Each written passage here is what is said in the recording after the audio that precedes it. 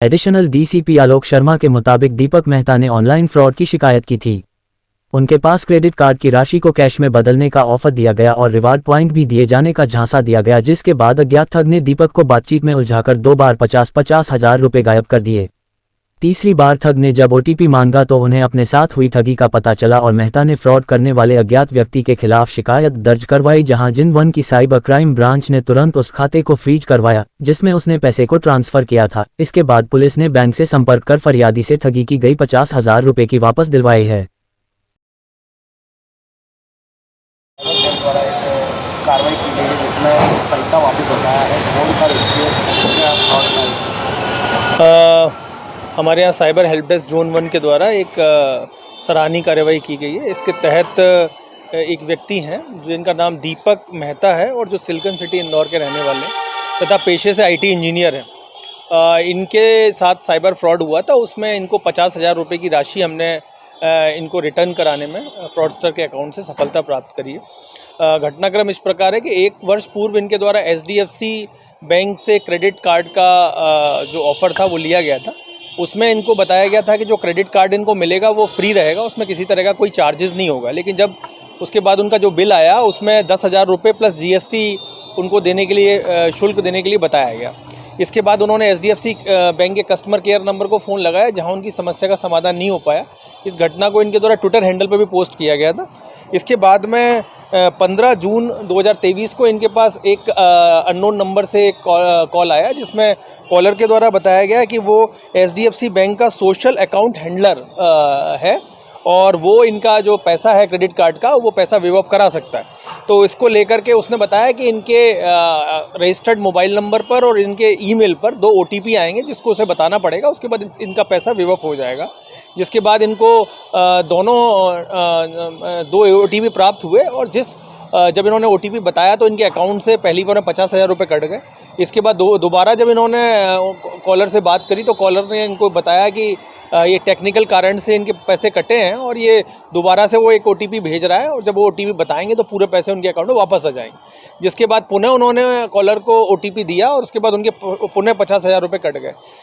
इसके बाद जब तीसरी बार कॉलर ने उनको ओटीपी लेने के लिए फ़ोन किया तो वो समझ गए कि उनके साथ साइबर फ्रॉड हुआ है और उन्होंने कॉलर को कोई ओटीपी नहीं दिया और इसकी शिकायत उन्होंने जो हमारी साइबर सेल जोन 1 है उसमें करी। इसके बाद हमने तत्काल जो संबंधित फ्रॉडस्टर का बैंक है उसका पता लगाया, जो एक्सिस बैंक का पाया गया और जो फ्रॉडस्टर का अकाउंट है वो भी शैलेश कुमार सिंह हौजपुर डुमरांव बिहार का पाया गया।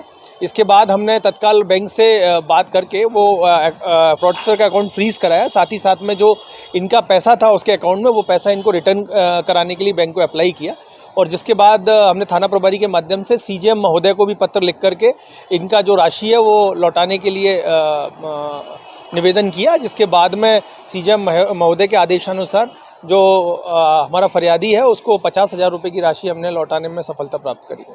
सर, ऐसे कितने की धोखाधड़ी थी इनके साथ और 50,000 आपने लौटाया? 1 लाख के समथिंग? हाँ, 1 लाख के समथिंग धोखाधड़ी थी हमारे पास। हमने इनको भी 50,000 जो कि इनके अकाउंट से जो फ्रॉडस्टर का अकाउंट है उसमें गए थे और जो पैसा वो विड्रॉ नहीं कर पाया था वो पैसा हमने इनको वापस कराया है।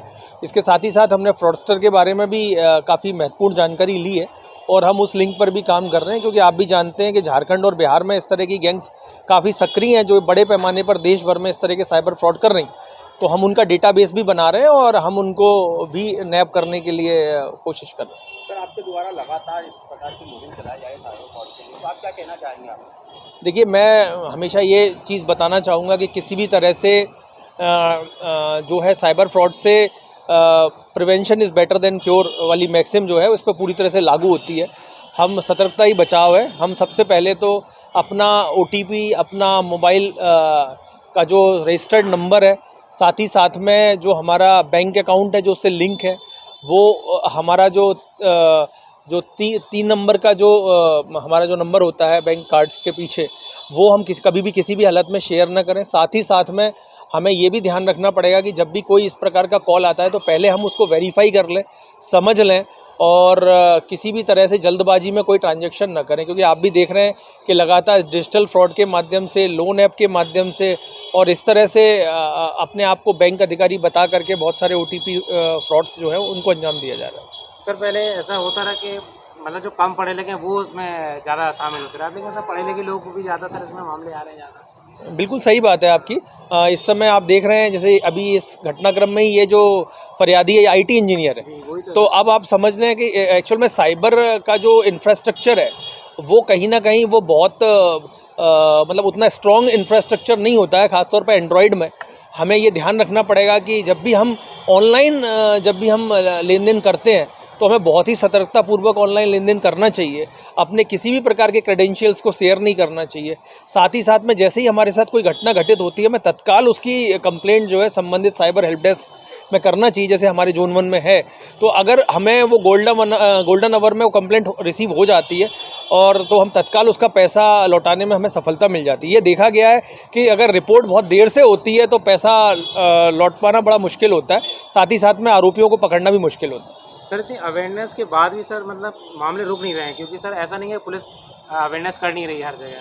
हर जगह पुलिस की पहुंच है, आप सोशल मीडिया के माध्यम से समझा रहे हैं, आप विजुअल भी दिखा रहे हैं, लेकिन तब भी लोग फंसते जा रहे हैं जाल में सर, ऐसा नहीं है। देखिए, देश की जनसंख्या बहुत बड़ी है और इसमें तरह तरह के प्रोफेशंस के लोग हैं, स्टूडेंट्स हैं, कृषक हैं, तो बहुत बड़ा है। साथ ही साथ में मैंने आपको पहले भी बताया कि पहले क्या था कि जब हम लोग लेन देन करते थे बैंक में जाकर के, तो हमारा फेस जो है वो डिटेक्ट होता था, सामने वाला हमें समझता था, हमारे सिग्नेचर्स होते थे।